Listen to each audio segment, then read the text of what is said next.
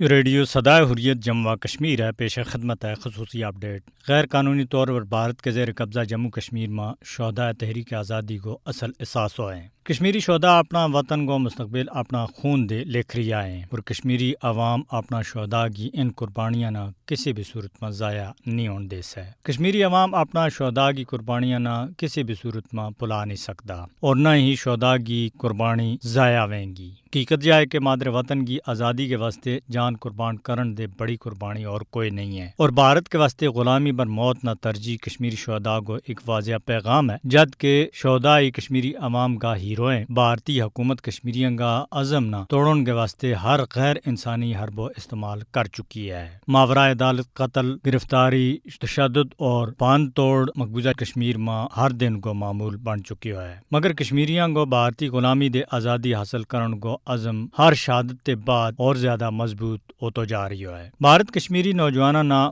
مار سکے لیکن وہ ان کا جذبہ آزادی نہ کسی بھی صورت میں ختم نہیں کر سکتا۔ مقبوضہ کشمیر میں خون دل لکھی تحریک آزادی تاریخ کو سنہرا باب ہے۔ کشمیری عوام بڑی بہادری دے مودی کی زیر قیادت ہندوتوا حکومت کو مقابلہ کرتا رہا ہے، اور وہ دن دور نہیں جب کشمیری عوام کی قربانی برابر ثابت ہوئیں گی۔ کشمیری عوام اپنا شہداء کا مشن کی حفاظت اور اسنا منطقی انجام تک پہنچاؤن کے واسطے پرعزم ہے۔ بھارت میں برسر اقتدار آنے والی ہر حکومت ایک نیا جمہوری ڈرامہ کے ذریعے کشمیر کا لوگوں نہ دھوکہ دینے کی کوشش کرتی آئی ہے، مگر پچھلا 7 دہائیاں دے جاری کشمیری عوام کی تحریک آزادی اس گل کو بین ثبوت ہے کہ کشمیریوں کی جدوجہد مضبوط بنیادوں پر قائم ہے۔ جموں کشمیر اقوام متحدہ کا ایجنڈا پر ایک مجھ پرانو بین الاقوامی تنازع ہے، اور مسئلہ کشمیر پر اقوام متحدہ کی سلامتی کونسل کا اجلاسوں کو انعقاد بھارتی دعووں کے کشمیر اس کو اندرونی معاملہ ہے کی مکمل تردید کرا ہے۔ مقبوضہ کشمیر میں اقوام متحدہ کا فوجی مبصرین کی موجودگی بھی جموں کشمیر کا بین الاقوامی تنازع ہونے کو ایک واضح ثبوت ہے۔ بھارت ہمیشہ دے مسئلہ کشمیر نہ اقوام متحدہ کا ایجنڈا دے ہٹاؤن کی کوشش میں مصروف رہی ہے، جو کہ خود اقوام متحدہ کا قوانین کی سراسر خلاف ورزی اور اس کے واسطے تذلیل کی وجہ بن سکے۔